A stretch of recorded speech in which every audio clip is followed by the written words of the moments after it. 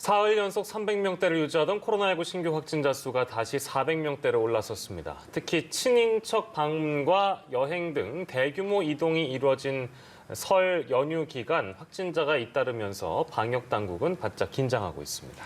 오늘 관련 내용 천은미 이대목동병원 호흡기내과 교수와 짚어보겠습니다. 어서 오십시오. 안녕하세요. 네, 어제 발표된 수치와 비교를 해본다면 100명 이상이 좀 늘어난 상황인데 물론 검사 건수도 당연히 늘어난 측면도 있겠습니다만 아무튼 설 연휴 끝나자마자 또 이렇게 확진자가 많이 늘어나서요. 현재 추세를 어떻게 좀 진단할 수 있을까요? 네, 설 연휴 동안이 며칠 지나지 않았는데 그 사이에 벌써 이제 가족 감염들이 많이 나오고 또 대형 병원의 감염 확진자 수가 상상보다 훨씬 많이 나오고 있습니다.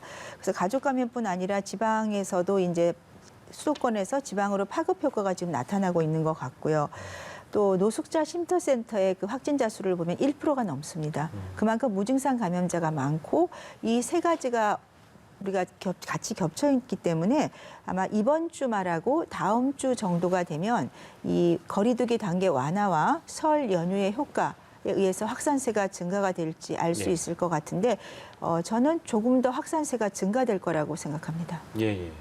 더 늘어날 거란 말씀이시군요. 네, 설 연휴를 기점으로 일단 가족 단위 감염이 좀 늘어날 거다 이런 걱정을 했는데 수도권에서 지방으로의 감염까지 일어났습니다. 지금 부산에서 일가족 8명이 모였는데 이 중 6명이 확진된 상태입니다. 근데 비단 부산만의 문제는 아닐 것 같아요. 네, 지금 뭐 부산에서 8명 중에 6명이 감염됐다는 건 그만큼 가족끼리 모여서 대화 중에 식사를 하고 이것이 감염의 굉장히 큰 확산의 고리라는 걸 알 수가 있죠. 말씀하신 대로 뭐 부산뿐 아니라 광주에서는 이제 간호사분도 가족 감염이 있었고 대구 같은 데는 식당에서 이제 가족 감염, 친지 감염도 같이 있었고요. 전남 섬마을에서도 교회와 가족 중심으로 감염이 지금 3, 4일 정도도 아직 안 지났는데 감염이 이렇게 많이 됐다는 거는 그만큼 가족 간의 친밀한 관계에서는 확산이 된다. 그러면 수도권에서만 지금 좀 확산세가 많았는데 이 설 연휴를 중심으로 해서 전국적으로 확산되는 계기가 되지 않을까 우려스러운 점이 있습니다. 네, 지금 이렇게 설 감염이랑 또 겹쳐서 이제 거리두기 완화도 시행이 되는데 최근 일주일 동안 확진자 추이를 보면 300명, 400명대를 유지하고 있잖아요.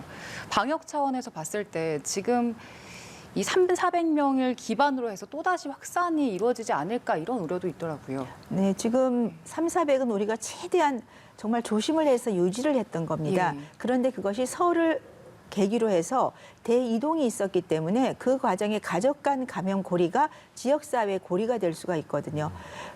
분명히 확산이 될 염려가 상당히 높고 또 어제부터 거리두기 완화가 됐기 때문에 다중 이용시설을 우리가 이용할 때 얼마나 방역 수칙을 잘 지키냐에 따라서 분명히 확산의 정도가 달라질 수 있고 만일에 방역 수칙이 제대로 지켜지지 않는다면 2주 정도 후에는 4차 대유행의 어떤 시발점이 될 수도 있을 것 같습니다. 네.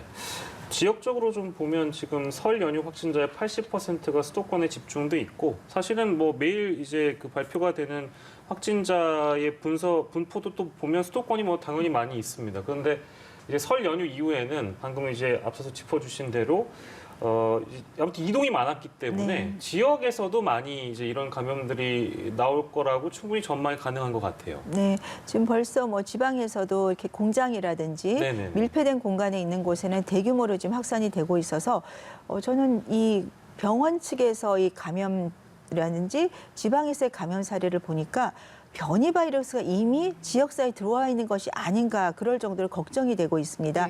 한 수도권의 대학병원 같은 경우는 3, 4일 사이에 거의 100명이 넘게 감염 확산이 되고 있는 점은 저희가 조금 우려할 문제다. 그래서 이런 곳의 대규모 감염에 대해서는 정부가 유전자 검사를 다시 좀 해봤으면 좋을 것 같습니다. 네, 그리고 지방 사례 짚어주셨는데 지금 아산에 있는 보일러 공장에서 현재까지 파악되는 바로 67명의 확진자가 발생했습니다. 계속해서 늘어나는 상황인데 지금 이 공장 근무자들을 대상으로 검사를 했는데 앞으로 전국 확산 우려까지 있더라고요. 네, 가족 간 감염에 의해서 이분들이 또 감염을 시켰을 거고 지금 이렇게 공장이라든지 직장에서 단체적으로 많이 나오는 거는 그만큼 무증상 감염이 많다는 거고요.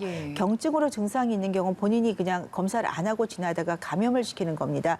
그러니까 어떤 바이러스 양이 많이 나오는 증상이 있는 경우에 감염을 많이 시킬 수는 있지만 전체적인 감염자 수를 보면 무증상 감염자에서 감염이 되는 게 훨씬 많습니다.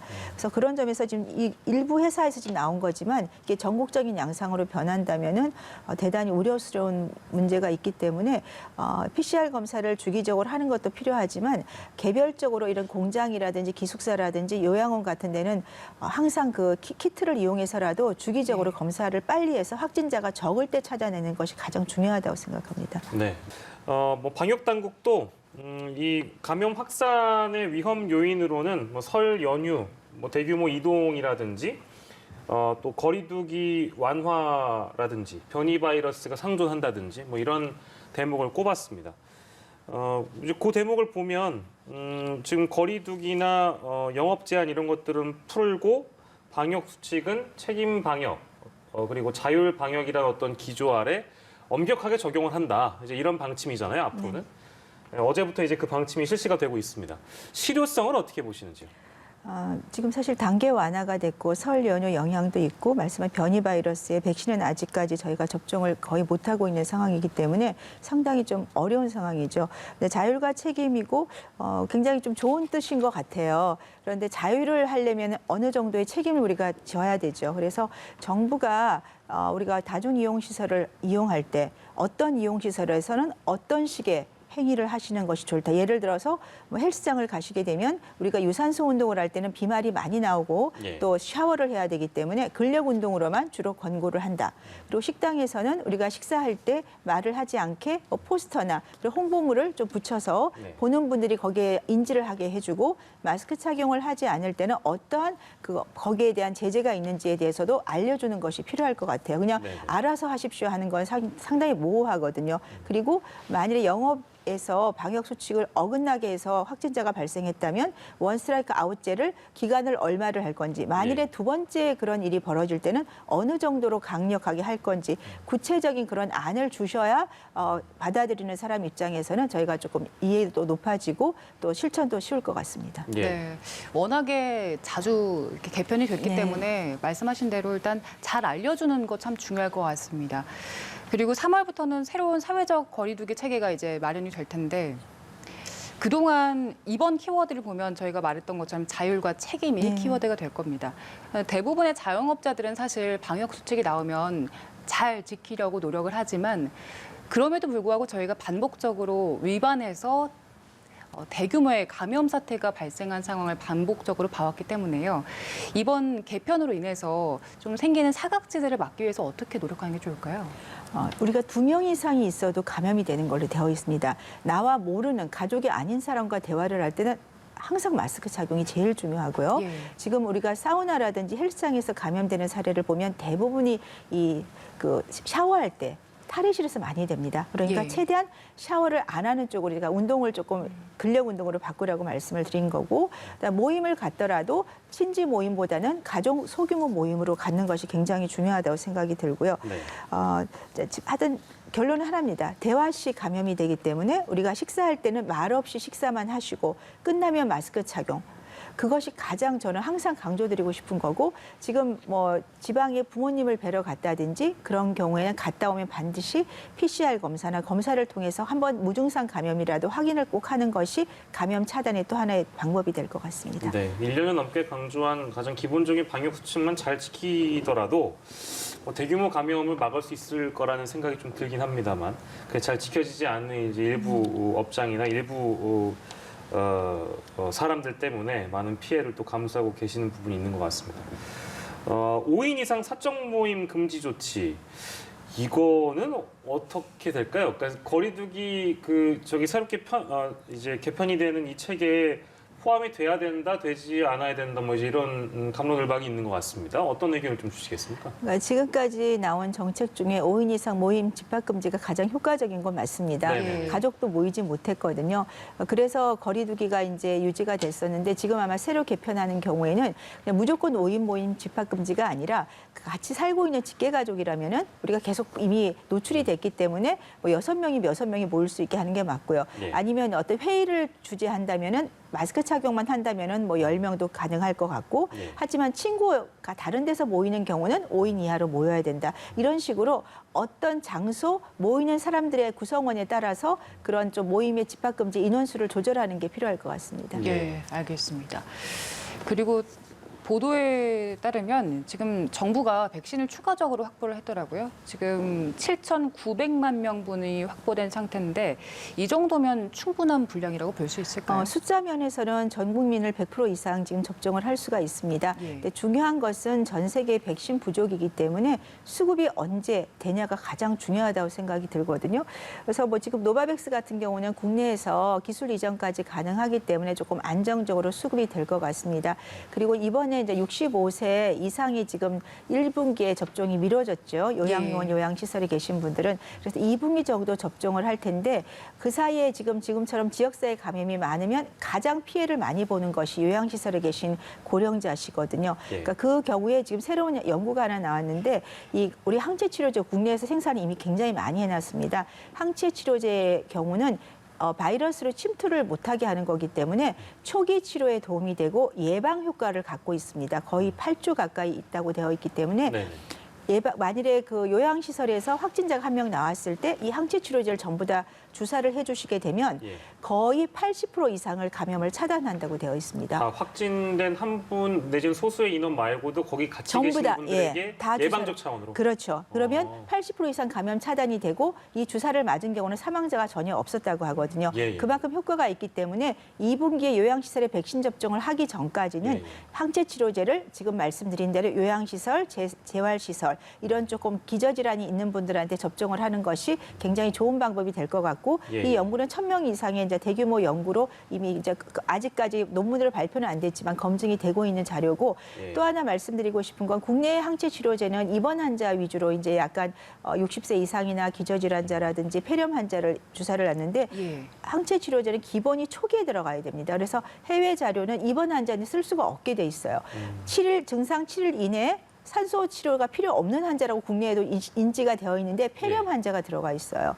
폐렴 환자는 다 입원 환자입니다. 예, 예. 예. 그렇기 때문에 우리는 생활치료시설이라든지 아니면 진단을 60세 이상이나 기저질환자가 받는 경우 외래에서 주사를 맞는 게 원칙적으로 맞는 거거든요. 예. 그래서 근데 그 이유는 국내가 연구 임상 참가자가 거의 없고 다 해외 연구입니다. 우리나라 데이터가. 예. 그러다 보니까 경증 환자가 들어가 있지 않아서 통계적 유의성이 안 나온 것뿐이에요. 그래서 저는 임상의사이기 때문에 만일 제 환자가 확진이 됐다면 이 치료제를 드리고 싶고 저도 맞고 싶고 예. 그리고 요양원에도 아까 말한 예방적 치료 목적으로 투여를 하게 되면 예. 해외는 이 비용이 너무 400만 원이 넘어요. 약값이 비싸고 주사를 맞을 공간이 없습니다. 그리고 네. 확진자가 너무 많아서 지금 이용을 못하고 있는 건데 예, 예. 국내는 확진자도 많지 않고 생활치료시설에는 좋은 시설이 있고 그렇기 때문에 우리가 백신을 조금 늦게 맞더라도 항체치료제를 잘 이용하면 치사율을 상당히 낮출 수 있다고 생각합니다. 항체 치료제를 활용할 수 있는 방법에 대해 설명을 주셨고 마지막으로 하나만 더 짚고 끝내도록 하겠습니다.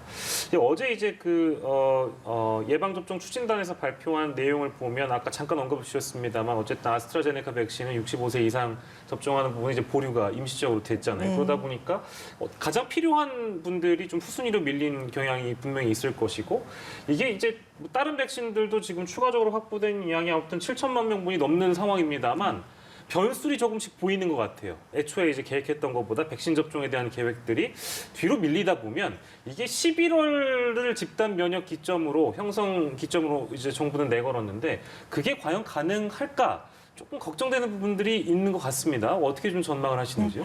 그러니까 4월 2분기부터 지금 말씀하신 백신이 수급이 다 된다면 RNA 백신을 제외하고는 대부분 상온 보관이기 때문에 네. 일반 독감 백신처럼 의료기관에서 누구나 맞을 수가 있습니다. 그러면 의료기관에 다 이걸 분배를 할 수 있거든요. 그럼 2분기, 3분기에 걸쳐서 동시 접종을 할 수가 있는 거죠. 네. 약만 준비가 된다면. 예, 예. 그러니까 가장 중요한 거는 우리가 정해진 시기에 백신이 수급되냐에 따라서 11월 집단 면역이 가능할지가 결정될 것 같습니다. 네, 예. 알겠습니다.